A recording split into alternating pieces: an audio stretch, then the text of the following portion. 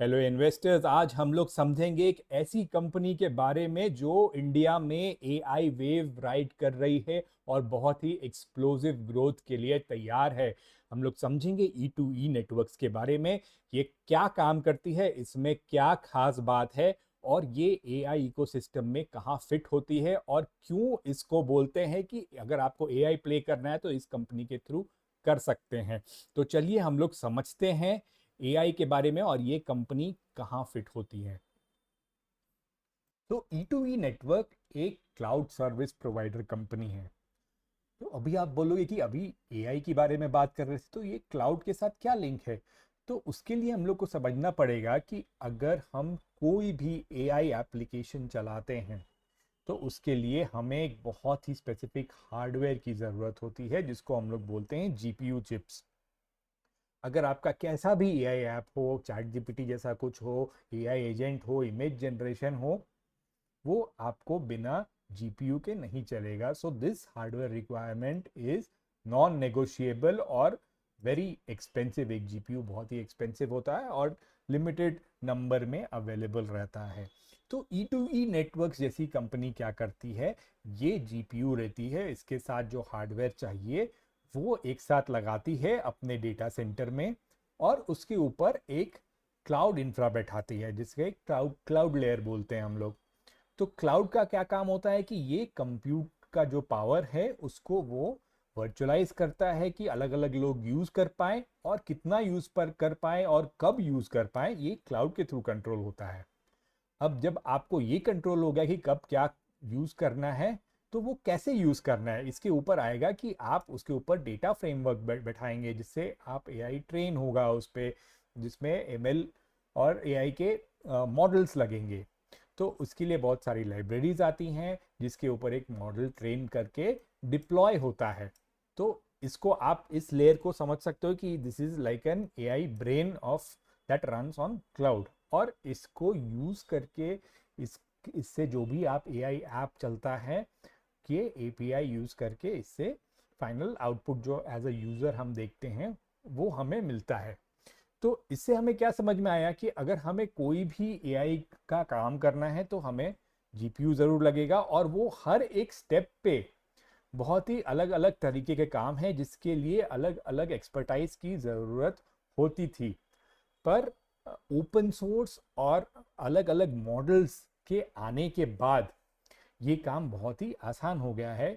अब सबको मालूम है एआई कैसे ट्रेन करना है, उसके लिए क्या चीज़ लगेगा, इसके पास हमारे पास लाइब्रेरी है। So this has been a very big change in this field जिसको जिसकी मदद से ये ई टू ई नेटवर्क्स अपना एक डिफरेंशिएशन इस्टेब्लिश कर रहा है। तो अगर हम लोग एआई के बारे में बात करें तो हमें पता है कि AI is set for a massive growth. कि दुनिया में India generates 20% of the global data but हमारे पास only less than 2% of the computing power है। तो इंडिया में जो एआई का ग्रोथ अगर आप रिपोर्ट्स पढ़ेंगे कि 25 to 35% CAGR से प्रोजेक्टेड है ये ग्रोथ। तो इसमें ई टू ई नेटवर्क्स का डिफरेंशिएटर क्या है ये हम लोग समझते हैं। चलिए अब तो चलिए समझते हैं ई टू ई नेटवर्क्स के बारे में। ये कंपनी 2009 में फॉर्म हुई थी और ये इनिशियली कंप्यूट ऑन टैप या फिर कॉन्ट्रैक्टलेस कंप्यूटिंग सर्विसेज देती थी। तो इसमें जो क्लाउड ऑल्टरनेटिव थे उस टाइम के बहुत एक्सपेंसिव थे, सारे अब्रॉड थे। तो ये काम ये लोगों ने यहाँ से शुरू किया और ग्रेजुअली ये लोगों ने अपना एक proprietary infrastructure software stack in house develop करना शुरू किया 2014 से। और इनका जो आईपीओ आया था एनएसई इमर्ज में 2018 में आया था। और 2017 में इसके पहले ये लोगों ने एक सेल्फ सर्विस क्लाउड प्लेटफॉर्म भी लॉन्च किया था जिसमें कस्टमर्स को अपना सब कुछ मैनेज और मॉनिटर प्रोविजन करने का की फैसिलिटी देते थे ये लोग। इनका जो आईपीओ था एनएसई इमर्ज में वो 70 टाइम्स ओवर सब्सक्राइब था। फिर ये मेन बोर्ड में 2022 में आया और 2018 से ही ये लोगों ने जीपीयू वाली सर्विसेज देनी शुरू की। तो इन लोगों ने स्ट्रैटेजिकली एक्सपैंड किया है जीपीयू पावर एआई वर्कलोड की तरफ से और तभी से अपने एक इंटरनल सॉफ्टवेयर स्टैक पे काम करना शुरू किया है। इनका फोकस शुरू से रहा है कि सॉफ्टवेयर कैपेबिलिटी अराउंड जीपीयू से बनाने का 2018 से। तो आप उसको उस तरीके से देखिएगा तो this is a very AI first cloud platform since 2018 की जो भी है इनका offerings that is focused around it. तो ये लोगों ने एक प्लेटफॉर्म बनाया जिनको ये बोलते हैं TIR प्लेटफॉर्म। तो ये क्या काम करता है कि सब समझिए कि आप जितने भी स्टेप्स थे जो हमने पिछले स्लाइड में देखा था, तो ये सारे स्टेप्स को आपको अलग अलग मैनेज करने की ज़रूरत नहीं है। इनका प्लेटफॉर्म ये काम करता है कि कोई भी छोटी कंपनी है, कोई भी स्टार्टअप है, दे कैन जस्ट चूज़ कि उनको क्या मॉडल चाहिए, किस तरह की ट्रेनिंग चाहिए, जो किस तरह का डेटा कंज्यूम करेगा, और ये सब ये लोग अपने सॉफ्ट प्लेटफॉर्म पे ऑफर करते हैं। आप you can just select and you can start working with it. तो this is an entry barrier for competitors. ये बहुत ही सिंपल बना दे रहे हैं कोई भी छोटी कंपनी या स्टार्टअप को एआई यूज करने के लिए। तो इनका ये कोर डिफरेंशिएटर रहा है कि जो भी इनका सॉफ्टवेयर है जो काफी कस्टमर टेस्टेड है। और दूसरी क्या खास बात है इसमें, E2E networks sovereign cloud platform की ऑफरिंग देता है। तो why is this such a big deal? तो सॉवरिन क्लाउड क्या होता है ना कि अगर कोई सी कंपनी को चाहिए जो लॉ से मैंडेटेड है, जैसे कि कुछ बैंक्स को रखना होता है कि आपका जो डेटा स्टोर हो रहा है वो इंडिया के बॉर्डर्स के अंदर ही होना चाहिए, that should be govern by Indian laws only. तो वो हार्डवेयर आपके कंट्रोल में होना चाहिए सारा डेटा। तो ये जो ट्रू डेटा सॉवर्निटी जिसको बोलते हैं सिक्योरिटी और कंप्लायंस के लिए, वो E2E नेटवर्क देता है। क्योंकि जो बाकी क्लाउड में आपको मिलता है, एज्योर में मिलता है, AWS में मिलता है, that data is governed by US laws. तो ये काफ़ी इनका एक स्ट्रेटेजिक टारगेट मार्केट है और इसमें भी ये AI वर्कलोड ऑफर करते हैं। और सबसे बड़ी बात क्या है कि इसकी जो प्राइसिंग है that is 4 to 5 times less than what the bigger cloud companies offer। तो ये एक बहुत ही ज़बरदस्त ऑफरिंग है इनकी। और ये जिस तरीके की ऑफरिंग है, ये इनका जो ऑपरेशन मॉडल है ये बहुत ही एसेट लाइट ऑपरेट करते हैं। मतलब कि there is something called colocation model, जिसमें इनका जो हार्डवेयर होता है और जिस डेटा सेंटर पे वो होता है, वो डेटा सेंटर ये ओन नहीं करते। तो डेटा सेंटर रन करने का हेडेक इनका नहीं है।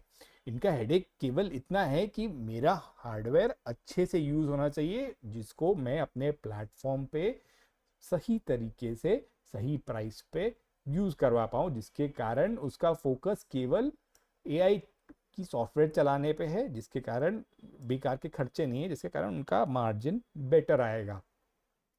और अगर हम देखें कि इनकी और क्या खासियत है, तो स्ट्रेटेजिक पार्टनरशिप है इनके पास। तो ये लोगों ने L&T के साथ एक डील किया है जिसमें L&T has acquired 19% of its stake and return में उनको क्या मिलेगा, L&T has a large data centre running expertise. तो जो L&T का ब्रांड बड़ा है, उसके पास ज़्यादा बड़े बड़े कस्टमर्स हैं, तो ये सब एडवांटेज मिलेगा E2E को। E2E को और क्या मिलेगा कि जो L&T है वो भी उसकी ऑफरिंग ऑफर कर सकता है रॉयल्टी के रिटर्न में, और E2E की भी रीच बढ़ेगी। तो ये बहुत ही बेनिफिशियल और बहुत ही स्ट्रेटेजिक पार्टनरशिप है E2E के लिए। और apart from this, government of India का इंडिया AI मिशन है, जिसमें E2E network is one of the 10 empanelled vendors. तो गवर्नमेंट ऑफ इंडिया का टारगेट है कि देश में 18,000 GPUs लगेंगे। And to encourage AI use की नई नई कंपनीज AI यूज करने में दिक्कत नहीं हो, तो गवर्नमेंट जो भी उसका कॉस्ट आएगा 40% सब्सिडाइज करेगी। तो आप देख सकते हैं कि इस तरीके से E2E नेटवर्क के पास दो तीन तरीके का डिफ्रेंसिएशन आ गया। एक तो उसके पास स्पेशलाइज्ड प्लेटफॉर्म है, उसके पास जो ऑफरिंग है वो बहुत ही कॉम्पिटिटिव प्राइस की ऑफरिंग है, अच्छी ऑफरिंग है जो बैटल टेस्टेड है। तो चलिए आगे देखते हैं कि ये कंपनी ओवरऑल सेक्टर में किस तरीके से पोजीशन में है, क्या टेलविंड से इसको फायदा मिल रहा है और क्या चैलेंजेस हैं इसके पास। तो कंपनी के प्रमोटर्स के बारे में हम लोग बात करें तो यहाँ पे हमें ऐसा कोई रेड फ्लैग नहीं देखने को मिला है। द कंपनी के फाउंडर जो हैं वो मिस्टर तरुण दुआ हैं, काफ़ी अच्छा टेक्निकल एक्सपीरियंस है उनको 23 इयर्स का। और जो कंपनी की सीईओ हैं वो उनकी वाइफ है, वो भी 20 इयर्स का फाइनेंस एक्सपीरियंस है उनके पास। ये दोनों मिल करके कंपनी चला रहे हैं। और रिसेंटली इन लोगों ने एल के साथ जो पार्टनरशिप किया है उसमें 19% स्टेक दिया है, जिसके अंडर उनकी 50% of promoter stake is a lock in 3 साल तक। तो इस प्रमोटर्स पर्सपेक्टिव से काफ़ी अच्छी लगी ये कंपनी। और अगर हम लोग सेक्टोरल टेलविंड्स की बात करें, जो हम लोगों ने बात की थी कि क्या क्या चीज़ें हैं जो कंपनी की ग्रोथ पे कंट्रीब्यूट कर रही हैं, तो we have already talked about कि भाई जो इंडिया का infrastructure as a service market है, कि जितनी तरह की रिक्वायरमेंट्स हैं सर्वर्स की, हार्डवेयर्स की और क्लाउड की, तो वो काफ़ी ग्रो कर रहा है इंडिया में। 25% का CAGR से ग्रो कर रहा है। ये 33,000 करोड़ का मार्केट है। And apart from that we have already talked about the India AI mission. और इसके साथ ही जो इंडिया की डेटा सेंटर इंडस्ट्री है वो काफ़ी एक्सपैंड कर रही है, जो FY30 में 5 गीगावाट कैपेसिटी की एक्सपेक्टेशन है उससे। और इसके साथ ही जो डेटा सेंटर क्लाउड प्रोवाइडर हैं जैसे E2E है, उस तरीके के कंपनीज और भी आ रहे हैं, और जिससे इस तरह की ऑफरिंग वो दे पा रहे हैं। सो this is a Tailwind for the company की इस तरह तरीके का काम हो पा रहा है। और इस कंपनी को ग्रोथ पोटेंशियल कितना है, क्या कहाँ से आ रही है ग्रोथ इसमें, ये हमने देखा। अब हम बात करेंगे कि ये ग्रोथ कितनी अग्रेसिव है, क्योंकि अभी इस कंपनी का मंथली रिकरिंग रेवेन्यू, जिसको MRR बोलते हैं, वो है 11 करोड़। और मैनेजमेंट के हिसाब से by the demand trends that they are saying कि this is targeted to reach 35 to 40 crore by March 2026। तो ये ऑलमोस्ट ट्रिपल हो रहा है विद इन अ ईयर। तो इसके साथ ही ये लोगों ने नए GPUs भी लिए हैं। इनके पास 2048 H200 GPUs हैं NVIDIA के, जो एक्सपेक्ट कर रहे हैं ये लोग ऑपरेशनल होगा। तो इंडिया AI मिशन से भी इनको काफ़ी फ़ायदा हो रहा है। जो पूरा इंडिया AI मिशन है वो 10,500 करोड़ का है, जिसमें 40% की सब्सिडी है। उसका ये लोग 10 to 20% मार्केट शेयर लेने की एक्सपेक्टेशन रखते हैं। तो इनके पास वहाँ से 900 करोड़ तो आ ही रहे हैं with in a 3 year span. और जो इनका एबिडा मार्जिन है, रिमेंबर ये बहुत ही एसेट लाइट कंपनी है, तो एबिडा मार्जिन को स्टेडी स्टेट इनका टारगेट 60% का है। तो अगर हम देखें कि इनका जो बहुत अभी रेवेन्यू आ रहा है, साथ में जिस स्केल पे आ रहा है वो, कि जिस जिस मार्जिन पे मेंटेन हो रहा है, वो बहुत ही बढ़िया है। पर इसमें रिस्क क्या है, अगर हम लोग रिस्क की बात करें तो एग्जीक्यूशन रिस्क है ऑब्वियसली, कि इंडिया AI मिशन का ट्रैक्शन पे डिपेंड करता है कि कितना अपटेक उनको दिख रहा है। दूसरा जो इनके पास रिस्क है ये कि इनकी L&T के साथ जो पार्टनरशिप है वो उनका सक्सेस क्या है, कि क्या ये लोग L&T की रीच को लेवरेज कर पा रहे हैं, L&T की डेटा सेंटर एक्सपर्टाइज को, या फिर L&T से जो इनको एंटरप्राइज क्लाइंट मिल रहे हैं। क्योंकि अगर आप रिसेंट मैनेजमेंट के कॉन कॉल अगर आपने सुना होगा, तो they are focusing on changing their customer mix. उनके पास बहुत ही छोटे छोटे कस्टमर होते थे, जिसके कारण उनका जो रेवेन्यू है, जो उनके लोड्स होते, वर्कलोड्स होते, बहुत वॉलेटाइल होते थे, कि जब जब जिसको काम होगा वो उनको उसी समय की बिलिंग करते हैं। Now they are planning to shift to larger enterprise customer which they will get through L&T। But उनके साथ उनका चैलेंज क्या है कि उनकी सेल्स साइकिल बड़ी होती है, तो वो करने में इनको टाइम लगेगा। तो वो भी एक तरीके का रिस्क है। फिर इसके बाद हम लोग रिस्क के बारे में बात करें तो सप्लाई चेन की रिस्क तो आजकल हर जगह है, क्योंकि ये GPU है, ये मेजरली जियोपॉलिटिकल रिस्क में आती है। अगर अमेरिका ने बोला कि भाई नहीं देंगे जीपीयू तुमको, तो that will be a problem. तो इसके बाद इंटेंस कॉम्पिटिटिव प्रेशर, क्योंकि ये सेक्टर बहुत ही अपकमिंग सेक्टर है, यहाँ पे बड़े बड़े प्लेयर्स भी हैं। तो आपके पास ऐसा नहीं कि बहुत ही आराम से बैठे हैं आप हमेशा एक कॉम्पिटिटिव प्रेशर में बैठे हैं कि आपके आपके मार्केट शेयर को कभी भी चैलेंज आ सकता है बड़ी कंपनी से। ठीक है, और एक और रिस्क ऐसा है कि जो एआई की टेक्नोलॉजी है वो इतनी जल्दी जल्दी चेंज हो रही है कि किसी को मालूम नहीं है कि नेक्स्ट किस तरीके का चेंज होगा। कि अभी रिसेंटली जैसे डीप सीक आया था, उसने इतनी एफिशिएंटली काम किया कि पिछले वाले बोले कि भाई इतना इतना सस्ते में कैसे काम हो गया। सो वी डोंट नो कि what kind of changes will happen which might or might not make infrastructure obsolete. So that is a risk. And now coming back to what's special with E2E, जो strategic partnership की हमने पहले सी बात की है, उसकी cost effectiveness के बारे में हमने बात की है कि in general जो ऑफरिंग्स है, लाइसेंस तो वो काफ़ी कम में ऑफर कर रहा है, पर इन जनरल भी जो उनकी कंप्यूट सर्विसेज हैं they are 30% cheaper than the global hyper scaler. So this is a big advantage for them.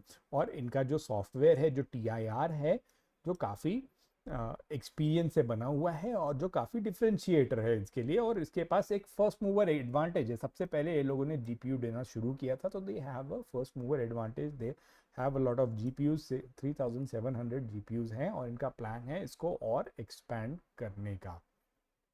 तो चलिए let's have a quick look on their financials as well. Financials आप देख सकते हैं कि कंपनी के रेवेन्यूज़ का जो इंक्रीजिंग ट्रेंड है वो यहाँ पे हमको दिखाई दे रहा है कि FY22 में ये 52 करोड़ का एनुअल टर्नओवर होता था, जो ग्रेजुअली अभी 164 करोड़ का हो गया है।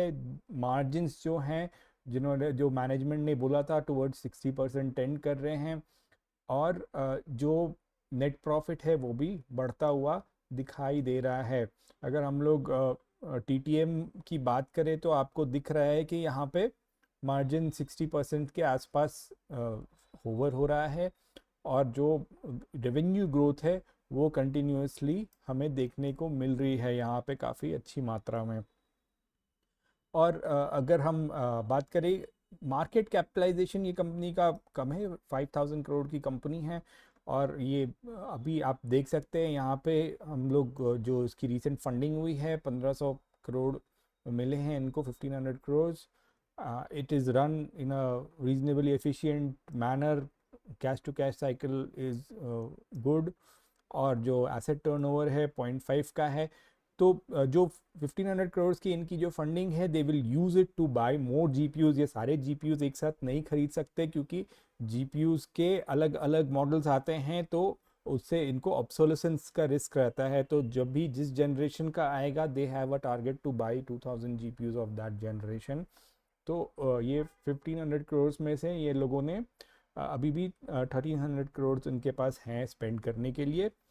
अगर प्रॉफिटेबिलिटी टर्म्स में हम लोग इसको देखेंगे तो ऐसा कुछ खास नहीं दिख रहा अभी, क्योंकि ये अभी ग्रोइंग कंपनी है। ये अगले बार से this is something that we'll have to have a look on. इसके पास अभी ऐसा सब्सटैंशियल डेट नहीं है, very comfortable interest coverage ratio. और अगर वैल्यूएशन के टर्म्स में देखेंगे तो this company has just started growing, तो इसका जो पी है काफ़ी हाई है, 105 है, बट PEG जो है वो 0.9 है, which is less than 1। So which means that the increase in the earnings is proportionate to the increase in valuation. तो इसमें देखने की बात यह है कि ये अपने जो फंडिंग है और ये जो अपनी पार्टनरशिप है उसको किस तरीके से लेवरेज करके ये सारे अर्निंग्स ग्रोथ में कन्वर्ट होते हैं। तो let's have a quick look on their share holdings as well. अगर आप देखेंगे जो प्रमोटर्स की शेयर होल्डिंग है वो फेयरली स्टेबल रही है अक्रॉस द ईयर्स। फिर उन लोगों ने स्टेक डाइवेस्ट किया था 15% LNT को वया प्रेफरेंशियल। तो इसके बाद से इसमें एक जो DIIs हैं उसमें ये स्लाइट इंक्रीज हुआ है मार्च के क्वार्टर में, तो यहाँ पे एक बड़ा नाम जो हमारे पास आया है वो बंधन large and mid cap fund, जो जिसने अपनी पोजीशन इसमें बनाई है। और अगर हम इसको चार्ट के पर्सपेक्टिव से देखें तो हमें दिखेगा कि ये काफ़ी अपने 200 डे मूविंग एवरेज से नीचे चल रहा है। इसका सपोर्ट हमें दिख रहा है 1800 लेवल्स पे, और जो इसका नेक्स्ट रेजिस्टेंस की तरफ है वो 3600 लेवल पे है। तो this is something that we'll have to keep observing. So all in all, अगर आपको एआई थीम के बारे में सोचे तो this is the company that you can play it with. आपने देखा इसके बारे में अच्छी चीज़ ये है कि इसके पास मोट है, इसके पास एक डिफरेंशिएशन है कि इसके पास अच्छी ऑफरिंग है सॉवरेन क्लाउड की, इसके पास खुद का एक सॉफ्टवेयर प्लेटफॉर्म है जो इन हाउस इन लोगों ने बिल्ड किया है, जो अलाउ करता है अच्छे से और बहुत ही इजीली और कॉस्ट इफेक्टिव तरीके से डिप्लॉयमेंट। और इसके साथ जो इंडिया एआई मिशन है, इसके साथ इनको टेलविंड मिल रही है, जो इनका डेटा सेंटर का काम है जो ग्रो हो रहा है उससे इनको काफ़ी टेलविंड मिल रही है। इनका जो प्लेटफॉर्म है इससे जो काफ़ी बैटल टेस्टेड है वो काम आ रहा है उनके लिए। तो all in all these are the things that we will watch out for कि इनका ग्रोथ स्टोरी कैसा परफॉर्म कर रहा है। जो 3x ग्रोथ की बात हो रही है, we'll have to keep a track कि वो कैसा टर्न आउट कर रहा है, क्योंकि जो इसके पास रिस्क है, जियोपॉलिटिकल रिस्क है, जो इंडिया एआई मिशन का किस तरह का ट्रैक्शन मिलेगा उसका वो रिस्क है। We will keep watching, and this is a company which has been very interesting and then something that we'll keep a watch over। और ऐसे ही सिमिलर कंपनीज के बारे में हम लोग जानेंगे, तो बने रहिए हमारे साथ।